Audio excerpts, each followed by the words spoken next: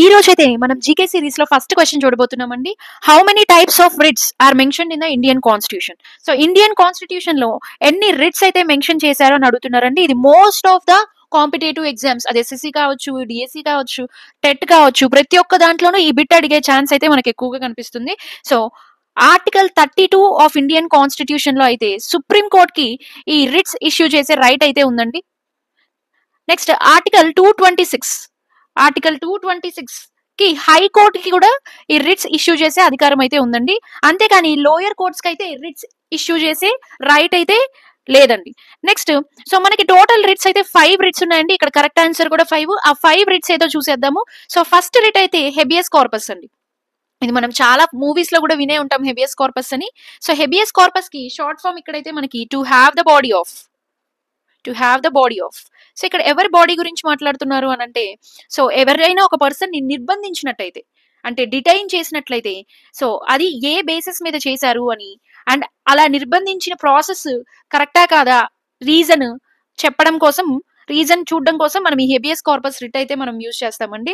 So ఎప్పుడైతే ఈ court writ అయితే ఇష్యూ చేస్తుందో విత్ ఇన్ 24 అవర్స్ లోపల సో ఆ పర్సన్ అయితే కోర్టులో హాజరుపరచాల్సి ఉంటుందండి. సో ఇది హెబియస్ కార్పస్ అండి, ఫస్ట్ రిట్. సెకండ్ రిట్ చూసుకునేసరికి మనకి మ్యాండమస్. మ్యాండమస్ అంటే వీ కమాండ్. సో ఇక్కడ ఎవరిని కమాండ్ చేస్తున్నారు అనేసరికి వచ్చేసరికి, సో ఇక్కడ ఒక పబ్లిక్ అఫీషియల్ ఆర్ ఒక సంస్థని, ఎంటిటీని, సో ఒక స్పెసిఫిక్ లీగల్ డ్యూటీని పర్ఫామ్ చేయడం కోసము కమాండ్ చేస్తున్నారండి.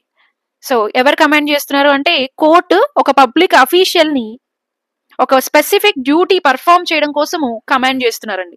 So mandamus is the second writ. So third writ వచ్చేసరికి మనకి ప్రొహిబిషన్. ప్రొహిబిషన్ అంటే మనకు తెలుసు, ఏదైనా ఒక థింగ్ ని మనం స్టాప్ చేయడం అండి. సో ప్రివెంట్ చేయడం. సో ఇక్కడ మనకి యాక్ట్ ఆఫ్ స్టాపింగ్ సంథింగ్, ఏదైనా ఒక దాన్ని స్టాప్ చేయడం కోసం మనం ఈ ప్రొహిబిషన్ రిట్ అనేది యూజ్ చేస్తామండి. సో ఇక్కడ దేన్ని స్టాప్ చేస్తున్నారు, ఎవరు స్టాప్ చేస్తున్నారు? కోర్టు లోయర్ కోర్ట్స్ కి ఈ రిట్ అయితే ఇష్యూ చేస్తుందండి. సో ఏదైనా ఒక కేస్ కి సంబంధించి దాని లీగల్ జుడిస్ట్రిక్షన్ లేకుండా ఉన్నప్పుడు యాక్ట్ చేసిన ఆ కోర్టు ఆ ట్రిబ్యునల్, ఏదైనా ఒక ట్రిబ్యునల్ యాక్ట్ చేసినా కానీ ఈ రిట్ అయితే ఇష్యూ చేయడం జరుగుతుందండి.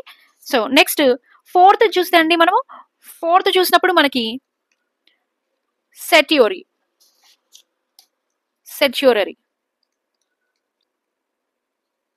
సో దీనికి ఫామ్ అండి టు బి సర్టిఫైడ్.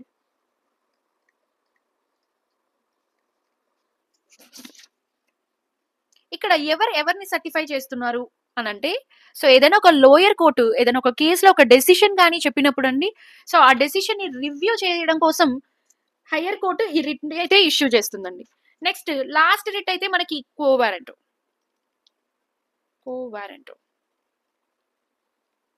సో దీనికి మీనింగ్ వచ్చి మనకి వాట్ ఈజ్ యువర్ అథారిటీ. ఇక్కడ ఒకరి అథారిటీని అయితే క్వశ్చన్ చేస్తున్నారు.